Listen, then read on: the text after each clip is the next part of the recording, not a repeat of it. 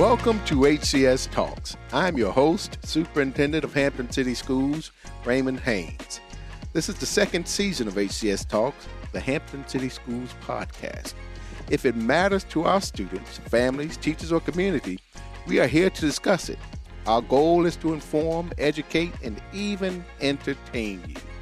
Many of our discussions offer valuable insights for everyone, no matter who you are. So we hope you will tune in and continue listening to HCS Talks.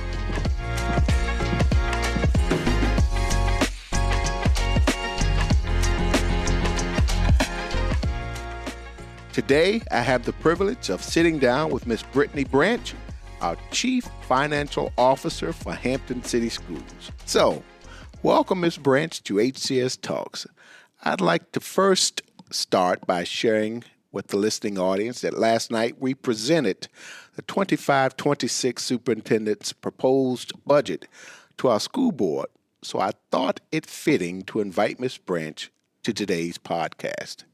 However, before we dive into our discussion, Ms. Branch, please tell the listening audience a little bit about yourself.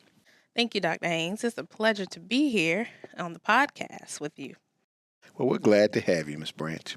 So I have been with Hampton City Schools since August of 2018. Prior to that, I was at a neighboring school division, but I've been operating in the role of Chief Financial Officer for probably over a decade now. And it's been very rewarding to, one, match my skills. One is a certified public accountant, but also matching those skills with my passion for education, as I believe that education is really the great equalizer, within this nation and really in the world. Well, we're very fortunate to have you as our Chief Financial Officer, and we're glad that you chose to leave a neighboring district and join Team HCS. So are you from the Hampton Roads area?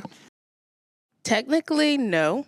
Born in North Carolina, but I was raised here in Virginia since I was 2, so I kind of call Virginia home, really.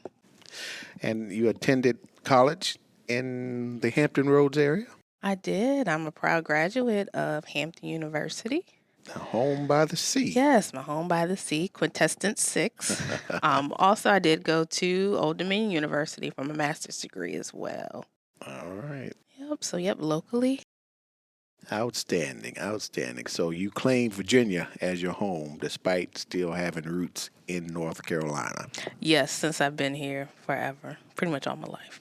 So what sparked your interest in accounting and finance? You have family history in accounting and finance? Kind of. So my grandmother, she has a background in banking, but actually when I was in high school, had an opportunity to take an elective class in accounting. And for some reason, I just fell in love with it. So from that point on, I knew I was going to major in accounting. Did not know what type of jobs existed. I just knew I liked math, liked numbers. I enjoyed the class. It came easy to me. So I said, you know what, I'm going to be an accounting major. And it worked out. It has worked out exceptionally well for Hampton City Schools and having you as part of the team. So, Ms. Branch, let's start with a fun icebreaker as the Chief Financial Officer. If you had to describe the school budget in 3 words, what would they be? 3 words. I would probably say strategic, also purposeful, and what's another good word? Large. Large. It's a large. It encompasses about how much money, roughly?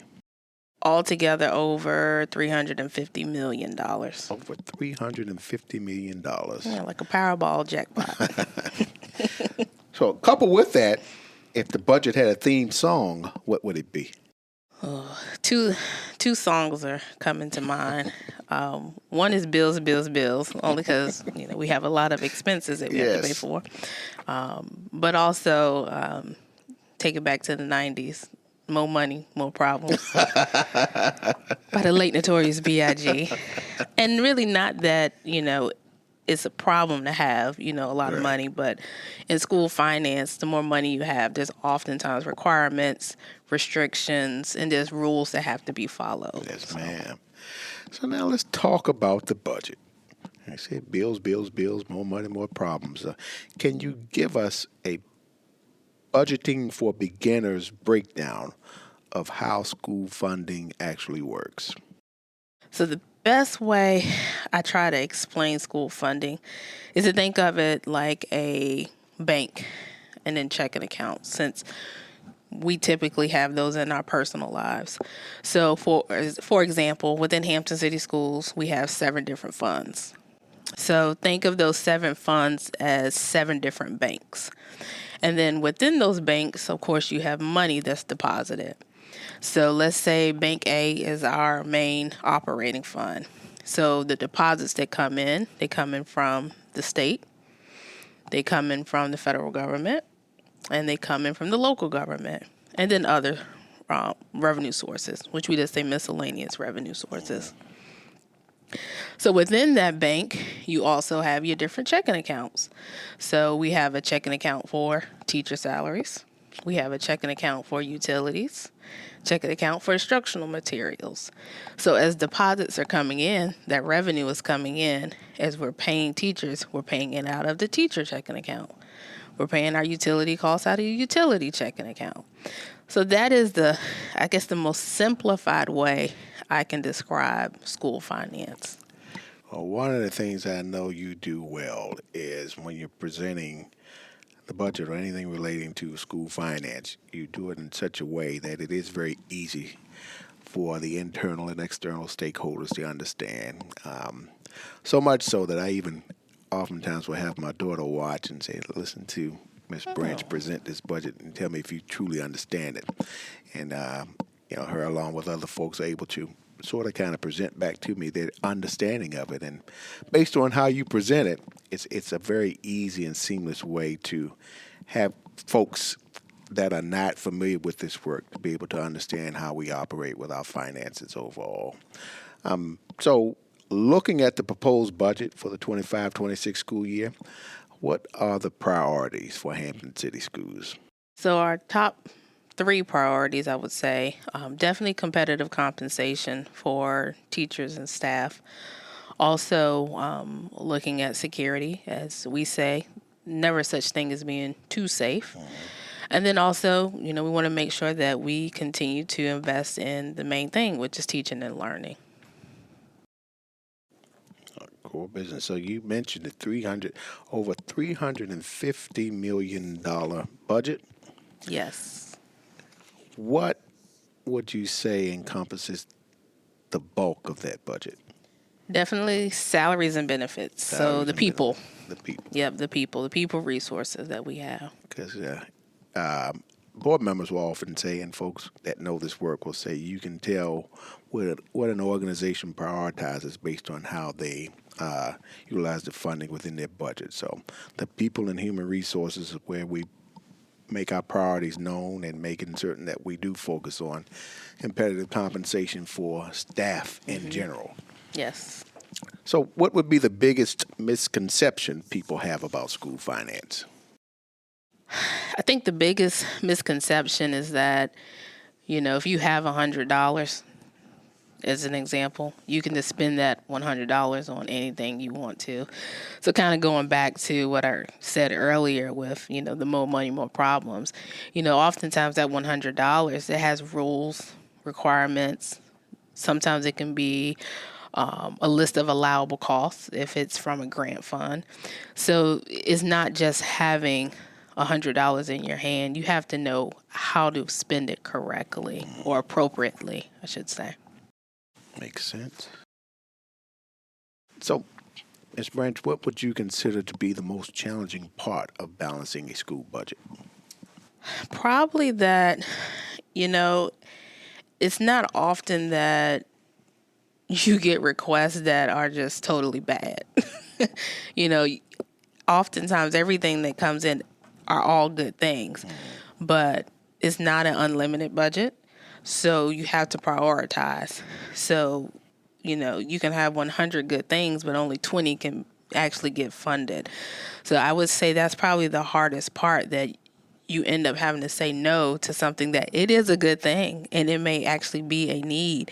It's just not a need that can be prioritized this year. At this point. Mm-hmm. So that makes a lot of sense because everyone can come in with a passion for the areas that they oversee or are a part of. And when you look at it in its totality, we just can't say yes to everything that comes to the table. Yep. So we do have to look at prioritizing and making certain we keep those top priorities at the forefront in terms of what the board is expecting and then what we know to be what is in the best interest of the school division as a whole. Yeah, absolutely. What's something in the budget that people might be surprised to learn we spend money on? This is a hard one. Let me think from a taxpayer in my own city that I live in. What would I be surprised about? Probably that, you think about education and you think about the classroom, the teachers, the instructional assistants, the materials that students utilize, but you don't think about the infrastructure. So you don't think about the utility costs. You don't think about the electricity, the water, the repairs that have to be done. So, all of the maintenance type items that could come up, we have to make sure we have adequate funding for those items as well. So I would say people probably don't think about that first when you think education. It just brings to mind you're looking at each one of the buildings that we have. It's almost like your house. There could be some things that are going to break down. You might need to replace the roof, but you have to pay for all the utilities and all the separate buildings and looking at it from that capacity as well. But even in looking at how we sort of kind of plan out the capital improvement projects, that all is a part of our operating budget, correct? Yes. If you could magically add unlimited funding to one area of the budget, what would it be and why? Now, I feel like this question's a setup. And I say that because there's so many things that are important, within the school budget. So since I have to just pick one, I would definitely say our teacher salaries. All right. But I do feel like that was a setup because there's other things too. But teacher salaries, yes. Well, we know they are at the heart of the organization. Yes, they are. We talk about our core business being that of teaching and learning and what we've been charged with in keeping the main thing, and that is the main thing. That coupled with making certain that our buildings are safe and nurturing. So look at how you have to prioritize with the competitive compensation piece because we are, whether folks realize it or not, we are competing with surrounding districts, and we do want folks to choose Hampton City Schools as their place of employment and also the place to educate their young people if, in fact, they are with children. Yep, absolutely. So you sort of answered this before in a previous question. Have you ever had to say no to a budget request? Yes. So under what guise are you saying no? So, is it just based on priorities or just because you may have had some request that was sort of kind of unusual? I really can't think of a request that was unusual. At least it's not coming to me at this point in time. But, I often have to say no, only because it could be a funding, not enough funding, like I said, to do everything. Or sometimes it just may not be allowable. It could be a great ideal, but that might not be, the best thing to spend money on at this point in time. So, I definitely have had to say no. One of the things I know to be true for us, and I would imagine other school divisions as well, we have a great check and balance system here. So folks will put in the request. It goes through a process that entails whether it's the department head or the principal approving, then it comes down central office, whether it's the respective division leadership team member approving it, and then it comes to your department. And what types of things are you all looking for prior to putting your final stamp of approval on it? Justification is huge. So that is the best way to get a no from me if I don't have justification. Or if I reach out to get justification and I don't hear back. Right. So that's an easy no, because it's like I can't even explain or articulate what you want to do. So that's an easy no. But we're looking forward, does this align with the strategic plan? How does this further that plan? How does this impact students? How does this impact staff? How does this continue to push our mission forward? So those are the things that, we look for. Makes a lot of sense. So what's one thing you wish every teacher or parent knew about the school budget? Probably that, in making the budget decisions, we don't take anything lightly. We really try to prioritize as much as we can. And again, it may seem that $350 million is a lot of money, but there are a lot of priorities, there are a lot of requirements and a lot of responsibilities that, those dollars have to go to. So we really, we don't take the decision-making process lightly at all when it comes to the public funds that we receive. And I know you mentioned receiving funds from the state, federal, and local levels.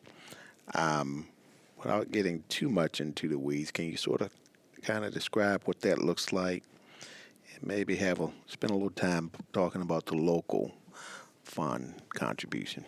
Yes. So at the state level, so money flows to us through the Virginia Department of Education, mainly through the Standards of Quality funding formula, which that's utilized for all school divisions across the Commonwealth. Then we also have other state programs that they fund. For example, the Virginia Preschool Initiative, where they fund a certain amount of slots for the city of Hampton. At the federal level, we have federal grants, but we also have federal programs such as the Impact Aid program, which helps to relieve the burden, quote-unquote burden, of having federal property within your city because you're not receiving any taxes on it. And then from a local level, we receive money within the city of Hampton through a local funding formula. So the city is actually sharing 61.83% of certain taxes, with the largest being residential real estate taxes with the school division as an example. So is that something that's common from one locality to the next? I know you were in another school division prior to coming here. Is that the same type of setup in terms of the local contribution? No. So, and I don't know if things have changed in my previous division, but when I was there, we did not have a funding formula. So what that meant was every time we developed the budget, if we had a shortfall, then we have to go to city council and ask for whatever amount of money to cover that shortfall. The good thing about a funding formula, you pretty much know what you're going to get up front. So it just helps for better planning. So it takes that, what you can sometimes see in other cities or counties, that back and forth between city council and school board. It pretty much takes that part of it out. So how would you describe, I guess, the relationship between Hampton City Schools and the city of Hampton? And do they participate, I guess, in the budget process? Do members of the city participate in the budget process with us and vice versa, or how does that work? Absolutely. The partnership between the city of Hampton City Council and the school board is really a model for probably the nation. And not to keep comparing it to my previous school division, but it's really night and day. We just had our buddy meetings with the city council, and it was just refreshing to be able to sit down and to talk through our budget so they understand, how we are looking to allocate our resources next school year, because it's not only important for the school division, but it's important for the city as a whole. So it's just awesome to be able to sit around the table and, have these preliminary discussions with the city council present. And, they're able to ask questions, and it really comes from a place of wanting to support all the time. So it's a really great partnership that we have, and I have not seen or heard anything like it anywhere else.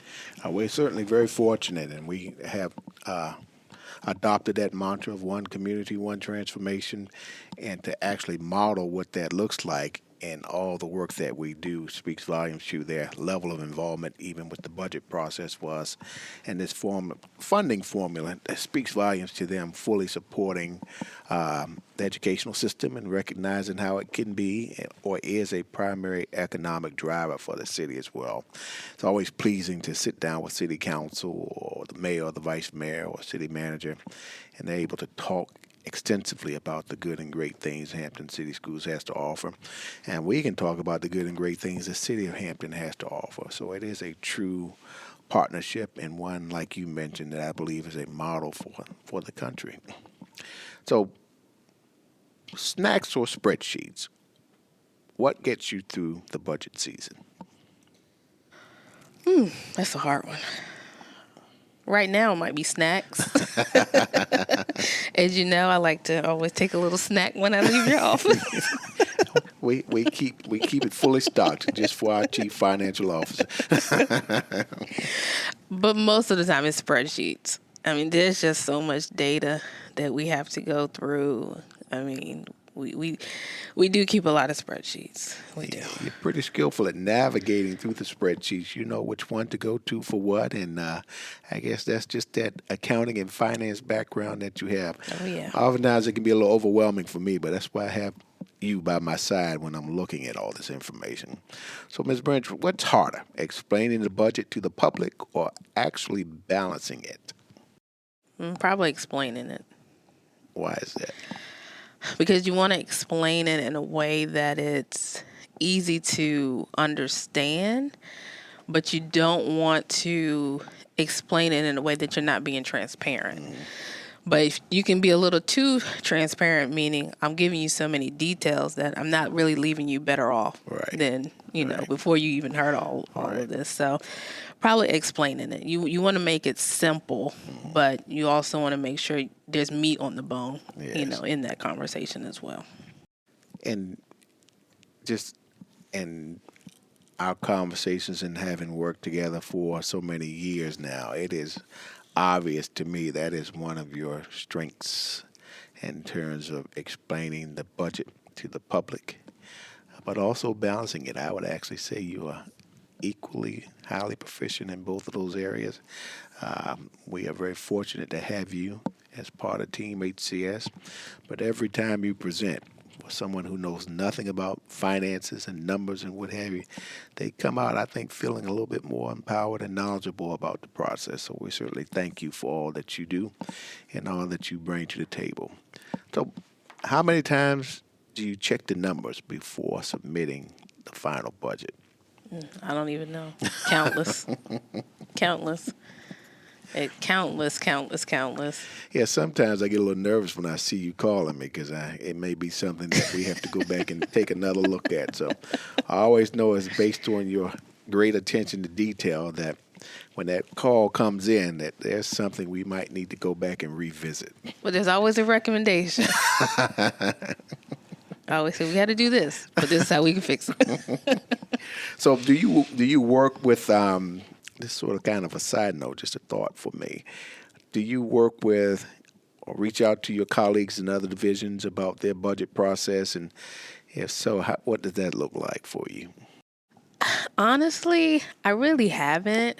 I actually have some people in other school divisions that reach out to me for advice on how to navigate, certain things. So I really haven't reached out to other school divisions. I mean, I really feel like we have such a strong process here.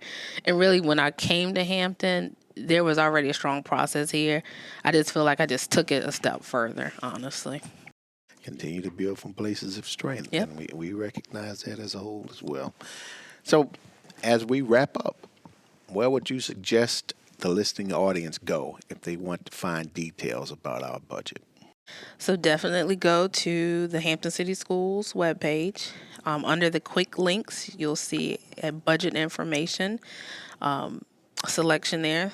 Definitely click on it. We have Just the Facts, Q&A. We also have links to all of the presentations and some nice infographics that kind of give you that quick, what's in the budget. So definitely go to our main Hampton City Schools webpage.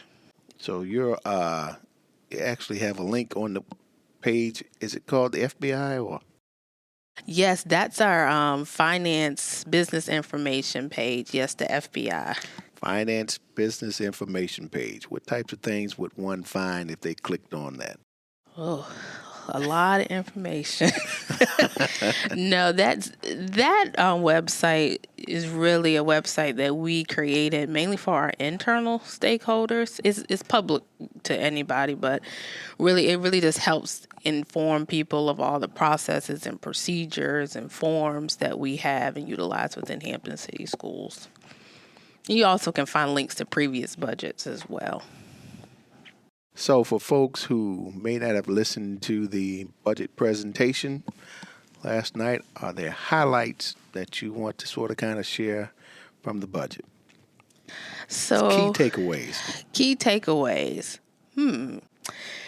See, I really want them to go listen and look at it. So I'll just say this. Key takeaways is we care about our people.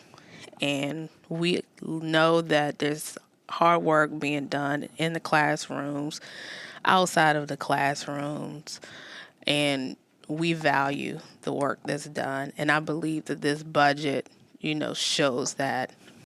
Absolutely. A very collective and comprehensive approach in looking at the priorities from the board.